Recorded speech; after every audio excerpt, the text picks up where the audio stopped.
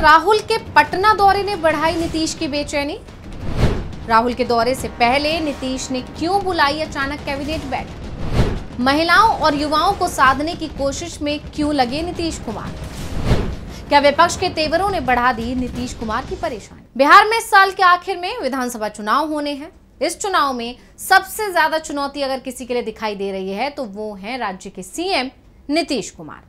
इसलिए बेचैन भी नीतीश कुमार ही सबसे ज्यादा हैं, क्योंकि ये चुनाव उनके लिए करो या मरो वाला है। अगर इस चुनाव में नीतीश और उनकी पार्टी जेडीयू का प्रदर्शन अच्छा नहीं रहा तो नीतीश की कुर्सी तो जाएगी ही जाएगी, बल्कि उनकी राजनीति ही खतरे में पड़ जाएगी। और यही वजह है कि नीतीश जरूरत से ज्यादा एक्टिव नजर आ रहे हैं। लगातार अपनी परियोजनाओं का निरीक्षण कर रहे हैं, जगह जगह जा रहे हैं, रैलियां कर रहे हैं, लगभग हर मंच से सरकार बनाने के दावे कर रहे हैं, वगैरह वगैरह। नीतीश लगातार इस कोशिश में लगे हैं कि एक बार फिर एनडीए की सरकार आ जाए और सीएम नीतीश कुमार बन जाएं। अब बड़ी बात तो ये भी है कि नीतीश इतने परेशान हैं कि अब हर वर्ग को साधने में लगे हुए हैं। और जैसे ही ये खबर आई कि 9 जुलाई को राहुल गांधी पटना आ रहे हैं, वैसे ही नीतीश कुमार ने आनन फानन में अपनी कैबिनेट बैठक बुला ली और कैबिनेट बैठक में एक बड़ा ऐलान कर दिया, जिसके बाद से चर्चा ने जोर पकड़ लिया है कि क्या राहुल गांधी ने नीतीश की चिंता बढ़ा दी है, या फिर नीतीश ये भांप चुके हैं कि तेजस्वी और राहुल की जोड़ी भारी पड़ने वाली है इस बार बिहार में। तो इस स्पेशल रिपोर्ट में हम इन्हीं सवालों पर करेंगे चर्चा। नमस्कार, मैं हूं अंशिता।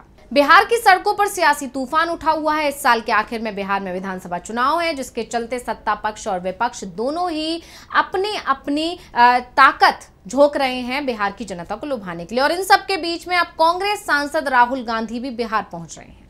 बिहार की सड़कों पर सैलाब दिखाई दे रहा है और यह सैलाब है गुस्से का। इंडिया गठबंधन के कार्यकर्ता हर तरफ दिखाई दे रहे हैं, चुनाव आयोग के फैसले पर सवाल उठा रहे हैं और इसका नेतृत्व कर रहे हैं कांग्रेस सांसद राहुल गांधी और आरजेडी के नेता और पूर्व डिप्टी सीएम तेजस्वी यादव। दोनों बिहार में चक्का जाम आंदोलन की कमान संभालने जा रहे हैं, जिसने मुख्यमंत्री नीतीश कुमार की अब नींद उड़ा दी है। इंडिया गठबंधन के इस आक्रामक कदम ने वोटर लिस्ट में गड़बड़ियों और नीतीश कुमार पर गुंडाराज के आरोपों पर एक बार फिर से हवा दे दी है। पटना की सड़कों से लेकर दिल्ली के गलियारों तक इस आंदोलन की गूंज ने बिहार की सियासत को गरमा दिया है। तो अब सबसे पहले राहुल गांधी का कार्यक्रम बता देते हैं, जिसने नीतीश की बेचैनी को बढ़ा दिया है। तो आपको बता दें कि राहुल गांधी एयरपोर्ट से सीधे आयकर सर्किल जाएंगे और बिहार चुनाव आयोग कार्यालय तक निकाले जा रहे विरोध जुलूस में वो शामिल होंगे और सरकार पर जमकर बरसेंगे। अब विपक्ष की इसी तैयारी ने नीतीश की बेचैनी को बढ़ा दिया है। बिहार में 2025 के विधानसभा चुनाव की उल्टी गिनती शुरू हो चुकी है और विपक्ष ने नीतीश सरकार को चारों ओर से घेरने की ठान ली है। विपक्ष से वोटबंदी और जंगल राज की वापसी का नाम देकर जनता के बीच नीतीश सरकार की विश्वसनीयता पर सवाल उठा रहा है। राहुल गांधी का इस आंदोलन में शिरकत करना कोई छोटी बात नहीं है। 2024 के लोकसभा चुनाव की अगर बात करें तो बिहार में कांग्रेस का प्रदर्शन पिछले बार के मुकाबले काफी बेहतर रहा था, जहां उसने 9 सीटों पर चुनाव लड़कर 3 सीटें जीती थी। अब राहुल गांधी बिहार को अपनी रणनीति का केंद्र बना रहे हैं। इस साल उनके 5 बार बिहार दौरे, नालंदा में अति पिछड़ा सम्मेलन से लेकर दरभंगा की जनसभाओं तक लगातार हुए हैं। और जिस तरह से राहुल गांधी नीतीश कुमार के गढ़ में एक के बाद एक कार्यक्रम में शामिल हो रहे थे और नीतीश कुमार पर लगातार हमला बोल रहे थे, उससे भी नीतीश कुमार काफी ज्यादा परेशान दिखाई दे रहे हैं।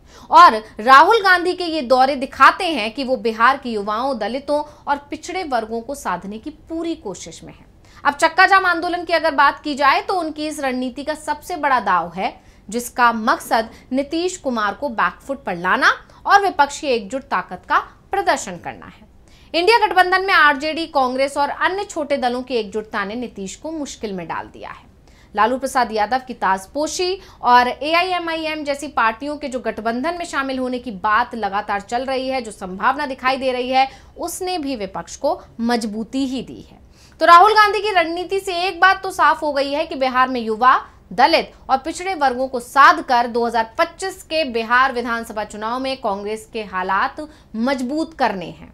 बिहार में 18 से 39 आयु वर्ग के मतदाताओं की संख्या बढ़ी है, जो चुनाव में निर्णायक भूमिका निभा सकते हैं और राहुल इसी वर्ग पर फोकस कर रहे हैं। राहुल का चक्का जाम आंदोलन इस वर्ग को लामबंद करने का एक बड़ा प्रयास माना जा रहा है। साथ ही तेजस्वी यादव के साथ उनकी जोड़ी ने इंडिया गठबंधन को और भी ज्यादा मजबूत कर दिया है।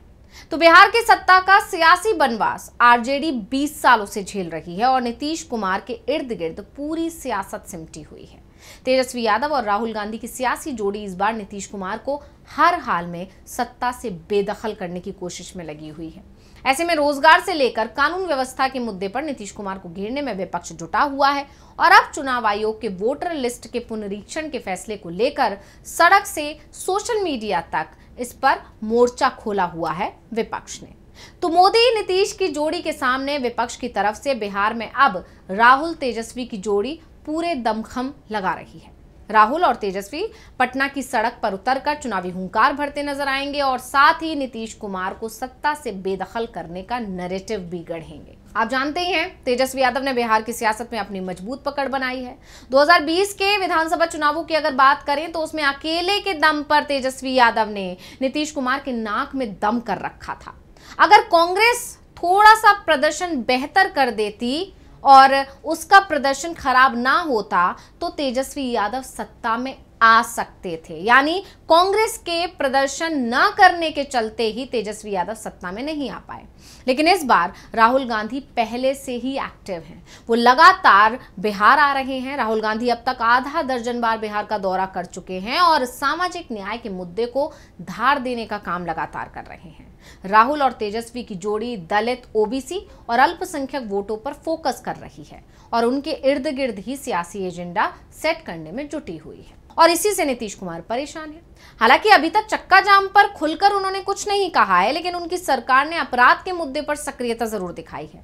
गोपाल खेमका मामले की अगर बात करें तो उसमें तुरंत कार्रवाई के निर्देश दिए गए हैं नीतीश सरकार की तरफ से और इसके अलावा पिछले दिनों खबर आई थी सीतामढ़ी में माता सीता मंदिर निर्माण जैसे कदमों से नीतीश धार्मिक और सांस्कृतिक मुद्दों को भुनाने की कोशिश कर रहे हैं। यही नहीं, जैसे ही खबर आई कि 9 जुलाई को बिहार बंद बुलाया गया है और इसमें तेजस्वी और राहुल दोनों मिलकर सरकार पर हमलावर होने वाले हैं, वैसे ही नीतीश ने अपनी कैबिनेट बैठक बुला ली और राज्य की आधी आबादी को साधने की कोशिश की। बिहार विधानसभा चुनाव से पहले मुख्यमंत्री नीतीश कुमार ने महिला आरक्षण को लेकर एक बड़ा ऐलान कर दिया। नीतीश कुमार ने घोषणा की कि बिहार राज्य की मूल निवासी महिलाओं को अब राज्य की सभी सरकारी सेवाओं, संवर्गों और सभी स्तरों के पदों पर सीधी नियुक्ति में 35% आरक्षण दिया जाएगा। यह आरक्षण सभी प्रकार की सरकारी नौकरियों पर लागू होगा। इसके अलावा नीतीश कुमार ने बिहार युवा आयोग के गठन का भी ऐलान किया है। एक्स पर एक पोस्ट उन्होंने शेयर किया जिसमें उन्होंने लिखा, मुझे ये बताते हुए बड़ी खुशी हो रही है कि बिहार के युवाओं को ज्यादा से ज्यादा रोजगार के अवसर उपलब्ध कराने, उन्हें प्रशिक्षित करने और सशक्त और सक्षम बनाने के उद्देश्य से राज्य सरकार ने बिहार युवा आयोग के गठन का निर्णय लिया है और कैबिनेट की ओर से बिहार युवा आयोग के गठन की मंजूरी भी दे दी गई है। उन्होंने आगे ये भी लिखा कि समाज में युवाओं की स्थिति में सुधार और उत्थान से संबंधित सभी मामलों पर सरकार को सलाह देने में इस आयोग की महत्वपूर्ण भूमिका होगी। युवाओं को बेहतर शिक्षा और रोजगार सुनिश्चित करने के लिए सरकारी विभागों के साथ ही एक आयोग कोऑर्डिनेट भी करेगा। अब नीतीश के जो ये फैसले हैं लगातार जो आए, जैसे कि महिला आरक्षण और दूसरा युवा आयोग गठन करना, ये फैसले बता रहे हैं कि वो काफी डरे हुए हैं। उनके लिए उनकी कुर्सी बचाना इस बार बेहद मुश्किल उन्हें नजर आ रहा है।